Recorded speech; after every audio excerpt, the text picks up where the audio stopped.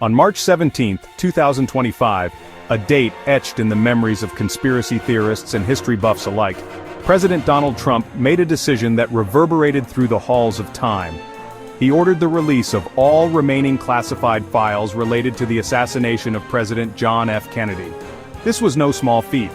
For decades, these files, shrouded in secrecy, had fueled countless conspiracy theories, each more outlandish than the last.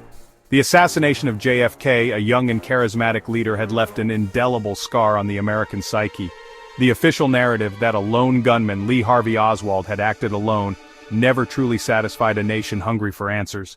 Whispers of conspiracies, of shadowy figures and hidden agendas persisted, fueled by the very secrecy that cloaked these files.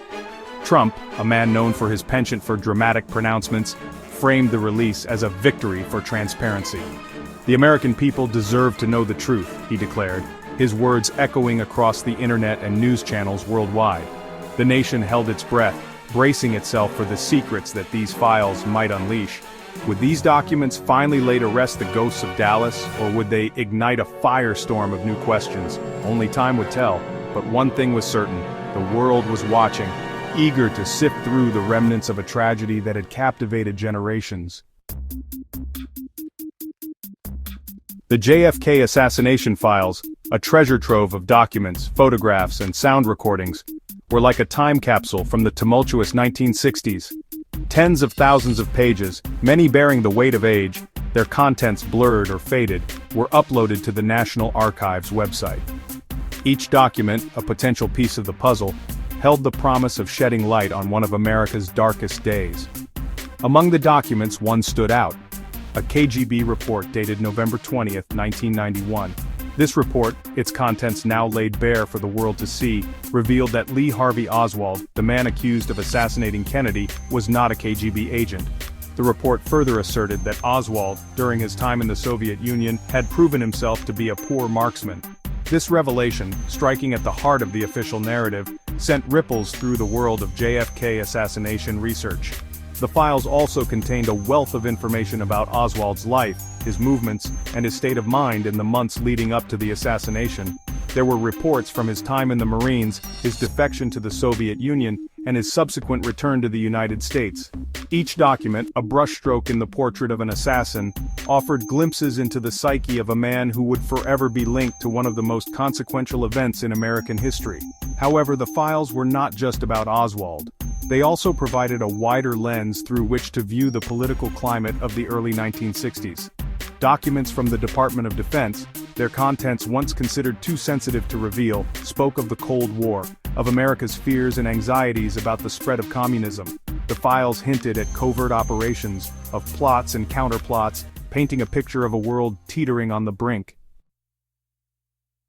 The release of the JFK files triggered a frenzy of activity among historians, journalists, and armchair detectives alike.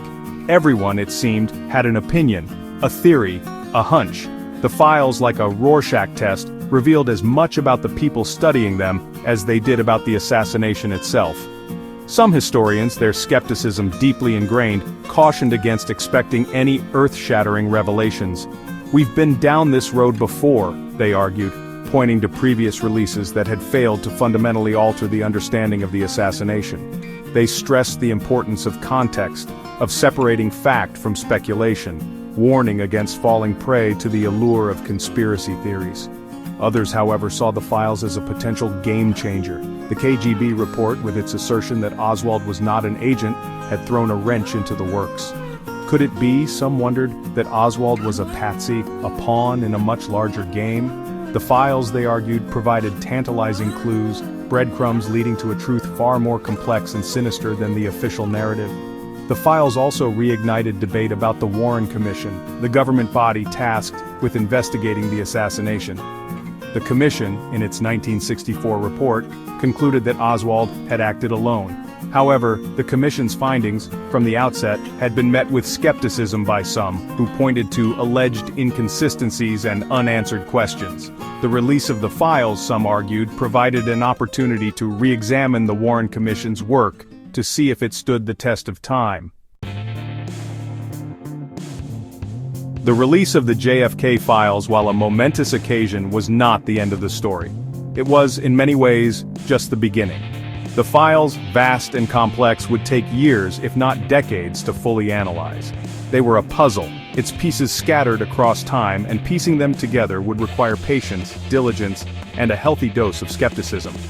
The public, meanwhile, remained captivated. The JFK assassination, even after all these years, retained its power to fascinate, to horrify, to intrigue. Books and documentaries were commissioned, podcasts dedicated to dissecting every detail. The files, it seemed, had breathed new life into a story that had refused to die. But amidst the frenzy, there was also a sense of melancholy, a recognition that some questions might never be answered.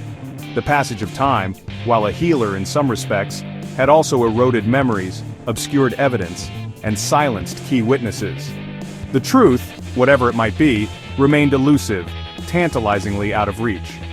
The JFK Assassination Files, then, were more than just a collection of documents. They were a reminder of a pivotal moment in American history, a moment that had tested the nation's faith in its institutions and left an enduring legacy of suspicion and distrust. They were a testament to the enduring power of the past to shape the present, and a reminder that some wounds, no matter how deep, never truly heal.